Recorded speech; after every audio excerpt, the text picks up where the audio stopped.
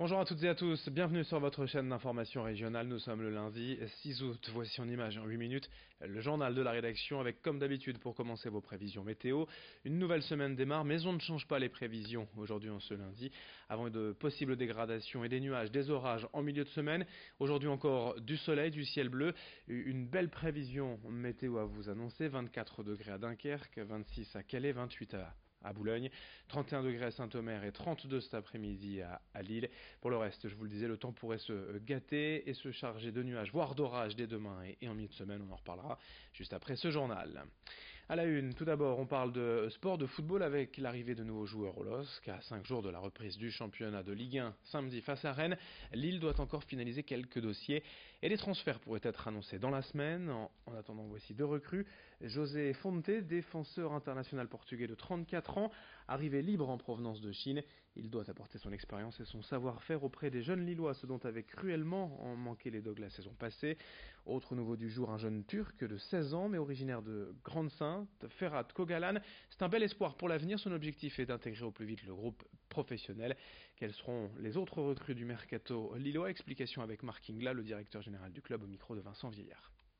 Oui, sûrement, il y aura quelques accélérations dans quelques dossiers, mais, mais en sachant que les marchés de l'Allemagne, de l'Espagne, même la Russie et des autres régions va encore bouger. Mais c'est vrai que c'est un mercato un peu exceptionnel par rapport à la Coupe du Monde. Alors les opérations sont déclenchées un peu plus tard. Et on va voir. Je crois que ça va bouger assez à l'Angleterre les prochains 6 jours. Mais oui, ça peut être un petit facteur d'accélération. Et pour évoquer donc le football, notez bien la première journée de Ligue 1 ce samedi face à Rennes à domicile pour Lille. Les résultats du week-end également en Ligue 2, tout va bien pour Valenciennes et Lens, 2 matchs, 2 victoires. Pour la deuxième journée, Valenciennes a battu Sochaux 1-0, même score pour Lens face au Red Star. En national, en revanche, défaite 1-0 de Dunkerque à Avranches et match nul 0-0 pour Boulogne à Drancy lors de la première journée. Autre image dans l'actualité, vendredi, la ville de Lille a accueilli 42 migrants lors d'une cérémonie officielle, 42 réfugiés qui étaient à bord de l'Aquarius, ce bateau retenu en mer Méditerranée durant plusieurs jours avant d'accoster en France. Grâce à l'association La Sauvegarde du Nord, ces migrants ont donc pu être accueillis ici dans la région. C'est la ville de Lille qui leur a offert leur statut de réfugié, leur permettant d'obtenir une carte de résident pour 10 ans, mais aussi de travailler en France, d'accéder à l'éducation et aux droits sociaux. L'occasion aussi donc pour le directeur général de la Sauvegarde du Nord, Frédéric Rouvière, accompagné de Martine Aubry, de leur souhaiter officiellement la bienvenue en France et dans la région. Des propos recueillis par Aubin Le Maire. 10% de la population mondiale était aujourd'hui en mouvement et que cette population avait triplé sur les 60 dernières années. Nous sommes face à un mouvement inéluctable qui se déroule sous nos yeux sur la planète. Les gens bougent, changent de continent pour des raisons diverses, climatiques, économiques, éducatives. Ils fuient les conflits armés, même si les réglementations relatives aux migrations relèvent de la souveraineté des États, de la loi. Force est de constater que, quelles que soient ces règles, aujourd'hui, rien n'empêche les individus de circuler. Et Madame le maire l'a dit tout à l'heure, lorsqu'ils arrivent sur un territoire, ils en deviennent des habitants, des forces, des potentiels qui vont contribuer à sa richesse et à son développement. Désormais, vous n'êtes plus des demandeurs d'asile, vous êtes invités à rester durablement sur notre territoire. Nous allons vous y aider, vous y accompagner pour vous intégrer dans cette communauté d'habitants des gens du Nord, celle des Lillois. Bienvenue à vous. Il y avait du monde ce week-end sur les routes de France à l'occasion du grand chassé-croisé de l'été. Les juilletistes sont rentrés tandis que les Haussiens sont partis. Dans la région aussi, il y avait beaucoup de voyageurs en transit, des Nordistes en partance ou de retour, mais aussi des Anglais, des Belges, des Néerlandais.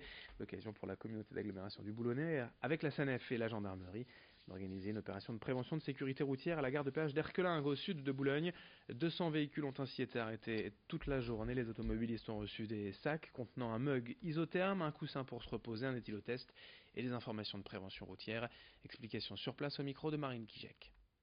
C'est un des facteurs principaux d'accident, forcément avec la vitesse, l'alcool, etc. Mais la fatigue, là, surtout l'été, pour les grands départs et les longues routes, c'est accidentogène. Donc il faut faire attention, même quand on n'est pas fatigué, on s'arrête 2 heures, on marche pendant 10 minutes, on boit un café, on discute, etc. On peut faire une micro-sieste également de pas plus de 10 minutes. Et voilà, c'est vraiment très très important. Dans le reste de cette édition également, on profite de l'été pour présenter des travaux de rénovation du calvaire du Dieu de Marc à Saint-Maurice-Pelvoisin à Lille. Des travaux organisés par l'association Chapelle & Co et financés par la ville dans le cadre du 350e anniversaire de l'annexion de la capitale des Flandres à la France. Cet édifice est le seul exemplaire de petite chapelle encore présent à Lille, construit au XVIIIe siècle en hommage aux combattants morts pour la patrie. Des travaux de restauration qui vont durer un mois. Puis l'association Chapelle & Co entend aussi rendre hommage aux victimes de la guerre de dévolution en y imposant une plaque commémorative. Explication au micro d'Idil Gunay. La ville qui est propriétaire a accepté donc de restaurer le Christ intercuite qui n'avait pas été restauré depuis bien longtemps et l'intérieur de la chapelle avec une remise en peinture avec une couleur qui respecte plus l'environnement du quartier, donc un rouge brique.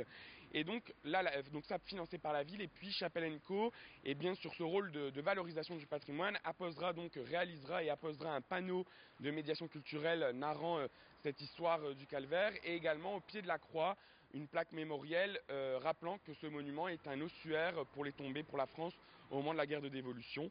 Donc voilà, pour nous c'était important aussi de raconter cette histoire qui est assez surprenante et mouvementée pour ce témoin unique dans la ville de Lille. On termine avec une annonce pour celles et ceux qui seraient intéressés par la reprise d'un café chien. Le WAF est en effet le premier du genre en Europe, installé à Lille depuis 1 an et demi. Et il est à vendre. Ici, le concept est simple. Pour 5 € avec quelques boissons à volonté, vous profitez de l'ambiance du café des 7 chiens présents. 2 d'entre eux sont même disponibles à l'adoption. Et tous, évidemment, n'attendent que des caresses et de jouer avec vous. Mais après 1 an et demi d'activité, les fondatrices Ophélie et Juliette veulent changer d'horizon et cherchent un repreneur pour le café. Explication au micro d'Aubane Lemaire. C'est une entreprise qui est encore très jeune, donc qui cartonne, mais qui a encore énormément de potentiel de développement.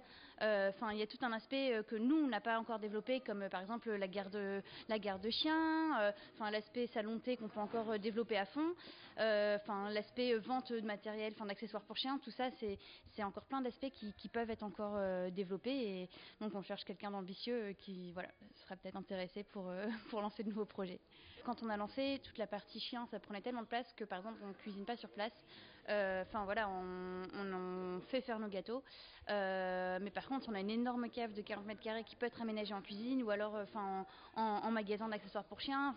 C'est aux personnes qui reprennent de décider dans quel sens elles ont envie de développer l'entreprise. Donc développer plus l'aspect canin, en plus l'aspect salon-thé.